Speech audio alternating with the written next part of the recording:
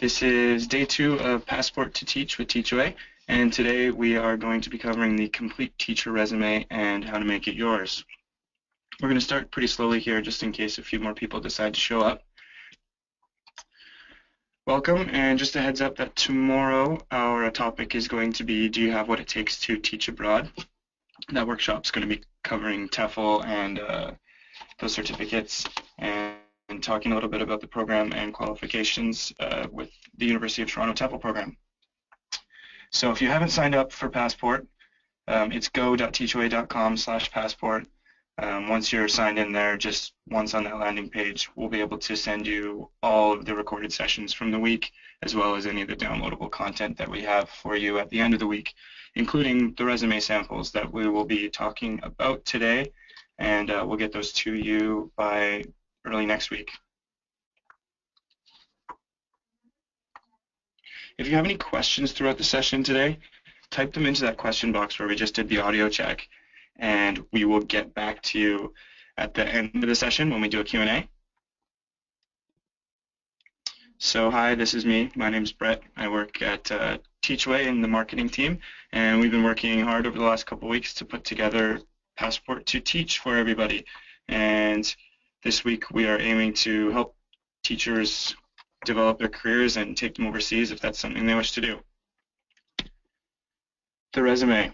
So the resume is your golden ticket. It's what's going to help you prove your qualifications, distinguish yourself from your competition, and help provide you further opportunity to land a job. I did some searching around online, and I found that there was a lot of different information about teacher resumes out there. Some of it was dated, some of it was a lot newer, but I found that there was some constants, a lot of do's, don'ts, tips, pointers, and samples, and that there was a lot of advice that could even be found conflicting. So I wanted to let everyone know before we get started that all of our advice today is coming straight from our placement coordinators who work closely with teachers, hiring principals, managers, and administrators at schools all over the world. So these are the people at Teachaway who act as the gatekeepers to all the jobs that we post on the website, and they're also the same people who are conducting the pre-screening and initial interviews. So it's the best people to be hearing about the resume from. So what we will start with are all of the must-haves on your resume. So as you know, the resume is built up of different sections. These are the sections that you need to make sure that you have on your resume, and these are the first 4 sections on your resume. Now the titles might vary slightly from resume to resume, and I'll provide a couple different options for what you can use for your headings as we get going, but these are the big 4 that you need at the start. So the first one is your identification and contact info, and then certifications and credentials, followed by education, and then your teaching or teaching-related experience, depending on how much of each you have. Your ID and contact information should consist of your name, your address, your phone number, your email address, and then optional we have relevant social media channels. Now when I say relevant, I mean that if you're putting your Twitter username there, it should be connected directly to a Twitter feed that's talking about education or about your teaching career or about an extracurricular that you do that's directly related to your resume. Something to keep in mind as we talk today is just that anything that you have on your resume should be contributing to the overall goal of the specific job that you're applying for. And with that being said, you might want to tweak your resume a little bit from job to job. Another one that I have to mention is LinkedIn, which is a professional network. So it's becoming more and more popular to include that. Employers like to have a look at that because it's a place where you can have a little bit of a more informal, expansive resume, and people might be able to get a better look and feel just from the information that you have on your resume by visiting your LinkedIn. If you have a website or a blog where you're doing anything related to your teaching career, or in this case your travel experience, then this is also a great place to put that, which would be in the very first section on your resume where you have your name and contact information. Following that, you're going to list your certifications or your credentials.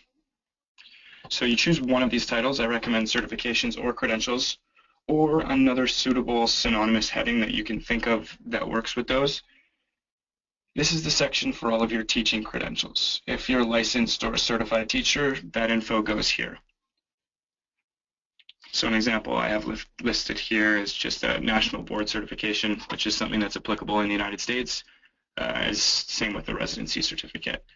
And you want to list your qualifications, like most things on your resume, in reverse chronological order. So your most recent acquisition in terms of credentials should be at the very top of this section. Next, we are going to be listing our education on our teacher resume. So this section should include the following education information. And as you can see, we want to know what your degree, diploma, or certificate are. If you have different degrees and diplomas and certificates, then they should be listed here in reverse chronological order as well. We want to know the institution that each one came from, the completion date or the expected completion date if it's something that you're currently working on.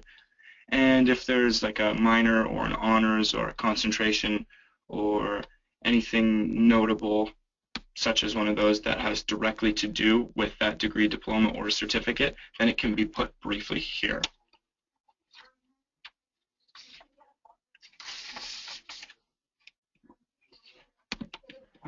After the education heading, we should see a heading that says either teaching experience or teaching related experience. Now, if space permits, you can actually use both a teaching experience and teaching related experience as their own sections. And here's an example of what that section of your resume could look like. Now, this one is titled Teaching Experience. And as you can see, it lists the positions in reverse chronological order. It includes the position title, the school or place of employment, the dates, and then the key successes at each of those jobs. Now, the key to these key successes is to use measurables and concise language. These don't need to be convoluted or full sentences. These need to be power statements that have some measurables connected to them, so somebody can see exactly what you accomplished in your time there after only looking at your resume for a minute or two. And now teaching related positions are positions that aren't necessarily professional teaching positions, but could be considered relatable. And some examples of those are advisor roles, coaching, childcare, and you want those to be positions that, like anything else on your resume, are totally connected to the idea of teaching. If it's a job that you had that doesn't relate to your teaching career, it shouldn't be on your teacher-specific resume. So those are our sort of big four first sections of the resume. Next, we're going to be looking at some optional sections that you can have in your resume. And we'll talk about why you might want to include each one and maybe why you might not want to include them. The first one is objective. Now, an objective is like a mission statement, and it's something that we've been seeing on resumes for a long time. So it's your goal. I have an example of one here. And what we've learned at Teachaway and from looking into the best teacher resumes is that it's not absolutely necessary in most cases. Use an objective for applying to several jobs with one resume. So if you're at a job fair, that might be an appropriate occasion to include an objective on your resume. Submitting a cover letter to Teachaway might be a better place to write your objective or mission statement. There's somewhere where you could better explain what your goals are for a specific job, then it shouldn't be on your resume. So consider that. If you have an objective on there now, make sure that it meets your goals. It is an optional one that can be used and can work well, but is not always necessary. Qualifications and skills. So this section heading, it can vary quite a bit from qualifications to skills to key skills or special skills, or any other relevant heading. However, the content that goes here should remain the same no matter what you decide to call the section. You want to be specific. You want to let the employer know or the placement coordinator know what the skills are that you have, what tools you use, and what some of the benefits of having this skill are to the job you're applying for. You need to be relevant.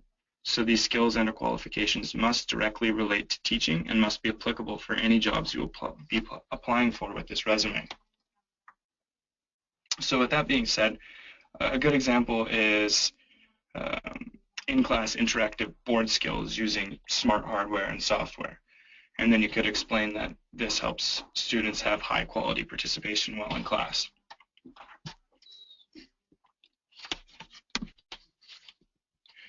Your activities and interests.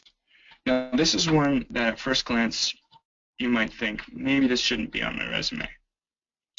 However, if you use a small selection of personal activities and interests, and they add to your resume's purpose, this can actually go a long way, especially if you're looking at jobs abroad where you can talk about going overseas or extracurricular education initiatives that you're involved in, which we'll talk about a little bit more in a second. So you just want to ask yourself, if you're choosing to include this heading, are what I'm listing here relevant to teaching, and do they add personality without taking away from my resume's professionalism? You also need to make sure that you have space on your resume for this heading. Total, your resume should be about 2 pages long, and we'll talk about that in a minute, but this one is one that can be eliminated if you need to free up some space on your resume. Some examples for activities and interests could be long distance running, and you could list a member of the club that you're a part of. Also, relatable to school could be things like public speaking, speech writing, or tutoring science students outside of class. And the reason I said long distance running is because, as you'll see with the sample resumes that I pass around, we have created a persona of a teacher who's also had some coaching experience. And therefore, this links in really well and contributes to his overall resume. Extracurricular and volunteer experience. Now, I had a great conversation with one of our placement coordinators last week, and she mentioned to me that this is some of the most important information that you can include on your teacher resume, especially if you're looking to go abroad. Hiring managers and placement coordinators tend to look at your extracurriculars. It's highly recommended that this is something that you try and include. Now, you can combine volunteer and extracurricular, or if you have enough important information, you can split this into 2 separate sections.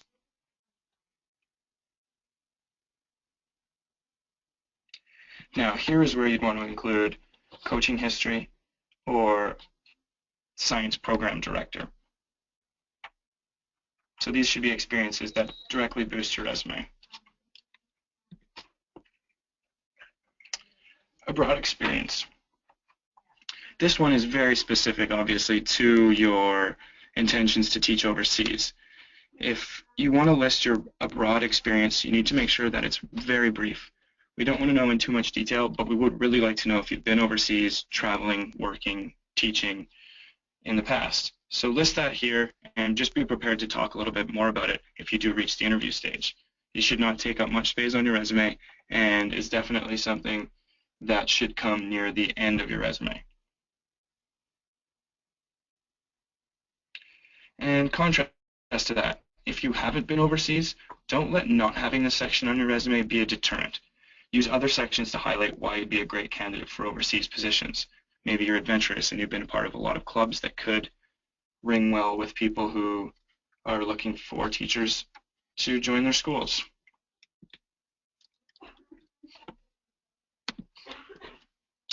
Now we're going to talk about the style of the resume a little bit, which is something that changes over time, so it's important to touch base with it every once in a while. I've spoken with a lot of different placement coordinators, and the feedback that we've received is that your resume should not extend past 2 pages unless you're seeking a leadership position. You need to use simple, clean, easy-to-read design elements, proper spacing, and not a wide variety of fonts throughout your resume. I actually recommend going and doing a quick Google search of what sort of are no-nos, because they can change all the time too. So take a look at that, make sure that you have clean, easy-to-read fonts throughout your entire resume, and that you don't have headings and body text that are all over the place. You want to avoid photos, the font Comic Sans, and any borders. So if you have a border that's around the outside of your resume, it's an outdated design element that should probably go. Stick to black and white. If done properly, one additional color may be okay. The general rule of thumb should be here, if you're not applying for a position that requires you to have graphic design skills, then you don't need to highlight those skills on your resume. You want to make it clean, you want to make it stand out, and you can do that in different ways. Make your name a little bit bigger in the top, use nice, bold, new fonts, and make it simple and easy to read. When you're done with your resume, save it as a PDF and not a Word document. Word documents are documents that can be opened by older or newer versions of Word or different word processing programs, and they can actually make your resume show up differently than how you designed it, especially if the fonts or tools that you're using aren't installed on the computer that the recipient is using. So save it as a PDF, and this is a more universal document, and better yet, no one else is going to be able to edit that document either. It's going to stay as is. Samples. As I mentioned, we are going to circulate some samples. We've got some really great teacher resumes that we're going to pass around to everyone at the end of the week, along with all the other content, so you'll be able to use those, change the headings, the names, and everything to suit you, and the typefaces as well. But you'll have some nice resume samples to either reference or turn into your own. Questions. If you have any questions for us, please drop them right now into the questions box, and our team of moderators are going to do our best to get those answered for you right away. If you don't have any questions, we can feel free to exit the webinar or stick around to see if there's anything that you can think of asking or to listen to some of the other answers that we might come up with. I have one question here, and it says, is it important to list additional work experience if it is not related to teaching career experience?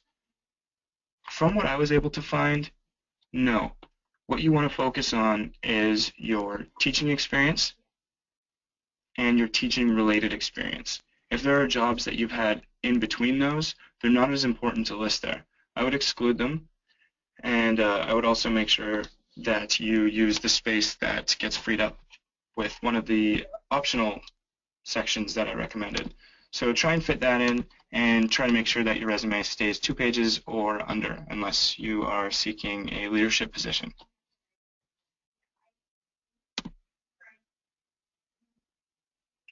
Good question. That segues very well from the last one. If teaching experience only is listed and the result is some gaps, is that okay? Now here's where it's going to be a little bit trickier. I am going to have a conversation with a placement coordinator and get some more information on that for you, and just find out, because it's very specific on how long those gaps are. If they're gaps where you were away traveling in this case, then it might be awesome to explain that on your resume. However, if it's a situation where your teaching experience was a 20-year gap and you were pursuing a different career, then it's a totally different situation. So my answer there is that that depends on the individual, and it's one that we would have to have a conversation with the placement coordinator about. If this is something that you want to follow up on, please send us an email at info@teachaway.com, and we'll get back to you with some specifics on your case. Thank you. Here's a good question. I've been in the same position for the last 5 years, so it's been a while since I've had to write a resume. When I wrote my resume a while back, white space was important. Is that still important? White space is important in whatever sort of document you're working in. What you want to make sure in your resume is that you have enough white space to make the important parts of your resume easy to read. Now, there shouldn't be white space that means you're taking space away from other important sections.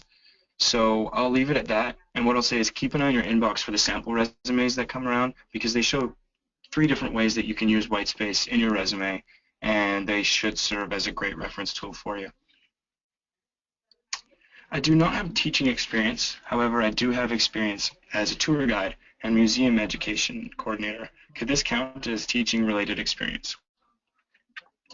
Teaching related experience is a term that is how you interpret it. So a museum education coordinator is an extremely applicable thing to list under teaching related experience.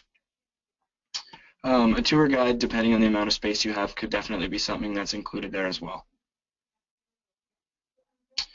Here's a good one. Does age, if older than 50, limit teaching opportunity overseas if you're an experienced teacher? This is a good question, and it's one that we run into quite often. This totally depends on the hiring school. Some will have an age limit, some won't.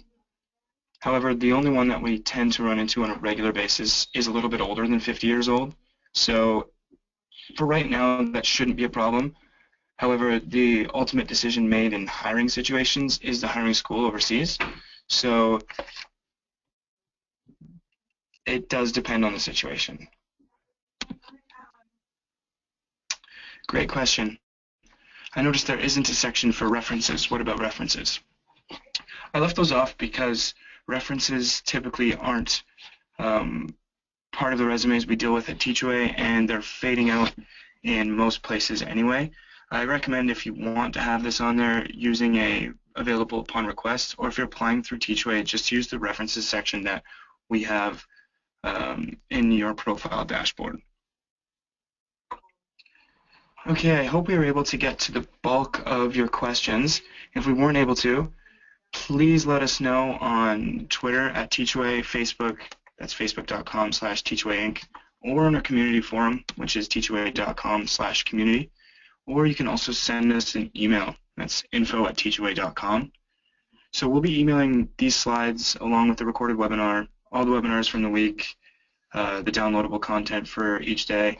If you want to see more of what's going on this week, you can visit our landing page at go.teachaway.com/passport, and then that's where you would have signed up, or if you haven't yet, you can sign up to receive all the content and see the schedule there.